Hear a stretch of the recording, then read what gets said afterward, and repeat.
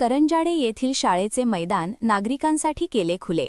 विनोद साबळे यांनी करंजाडे येथील sector 3 Kothari international स्कूलच्या पाठीमागे असलेले खेळाचे मैदान शिवसेना शिंदे गटाच्या माध्यमातून नागरिकांसाठी खुले करण्यात आले। मुलांना खेळण्यासाठी मैदान उपलब्ध झाल्याने नागरिकांनी शिंदे सेनेचे उरण प्रभारी जिल्हाप्रमुख विनोद साबळे यांच्यासह पदाधिकाऱ्यांचे धन्यवाद मानले।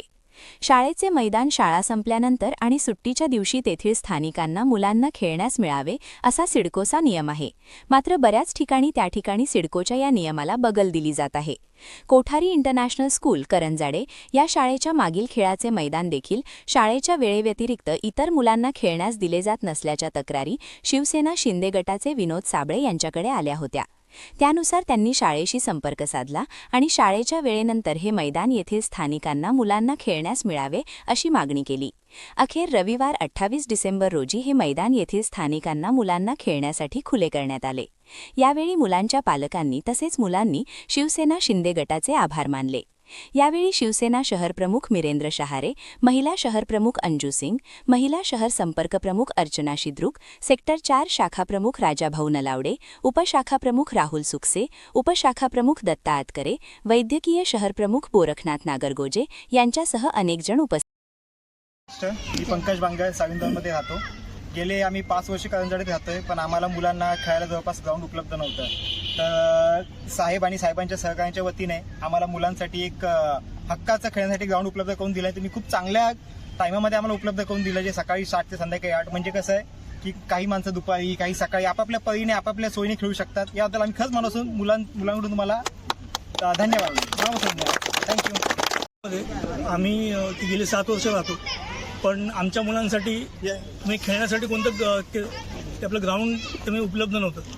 पण आज की विनोददादा असतील आणि त्यांचे सर्व सहकारी असतील यांच्या माध्यमातून आम्हाला एक ग्राउंड आज आमच्या मुलांसाठी उपलब्ध झालं।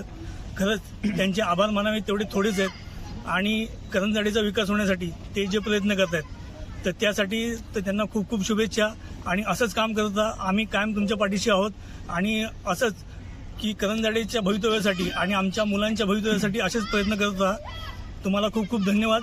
आणि साई वृंदावन सोसायटीच्या वतीने आणि समस्त आपले करंजाडे आपले ग्रामस्थ तर यांच्या वतीने मी तुमचे खूप खूप धन्यवाद मानतो।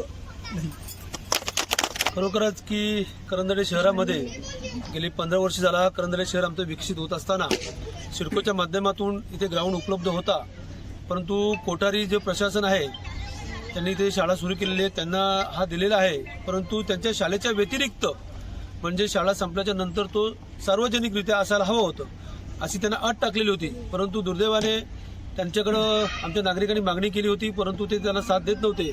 ज्यावेळेस आमच्याकडे हा विषय आला, आमचे राजू नलावडे असतील, मिरेंद्र शहारे असतील आणि आमची सगळी संपूर्ण टीम ही शिवसेनेची, ज्या विषय आमच्याकडे आला महिनाभरापूर्वी, त्यावेळेस राजू नलावडेंनी पत्रव्यवहार केला, मिरेंद्र शहारे पत्रव्यवहार केला, तिथे जाऊन भेट दिली। भेट दिल्याच्या नंतर आम्हाला आश्वासन दिलं होतं की 1 डिसेंबरपासून चालू करतो, परंतु पुन्हा काही ना काही त्यांनी खुपसट काढून पुढे ढकलला, सांगितलं 20 तारखेपर्यंत करतो। आम्ही त्यांना समजवण्याचा प्रयत्न केला की बघा हे सार्वजनिक आहे, कायदेशीर आहे, त्यामुळे तुम्हाला हे द्यावंच लागणार आहे, कारण नाहीतर मग तुम्ही नियमाने 38 जर का भंग केला तर हे सरकारकडे जमा होईल। त्यांना समजावून सांगितलं, आमची चर्चा झाली आणि त्या माध्यमातून समंजसाच्या माध्यमातून त्यांनी हे आता शाळेच्या व्यतिरिक्त म्हणजे संध्याकाळी 5 वाजल्यापासून रात्री 8-9 वाजेपर्यंत असणार आहे। शनिवार रविवार जेव्हा सुट्टी असेल सुट्टीची पूर्ण दिवस असणार आहे आणि सकाळी 7 ते 8 असणार आहे। आम्ही सुद्धा शाळा प्रशासनाला इथे सहकार्य करतोय, कारण करंजाडेमध्ये शाळा झाली ही चांगली गोष्ट आहे, परंतु ज्या सार्वजनिक उपलब्धता होती ते करायला हवं होतं।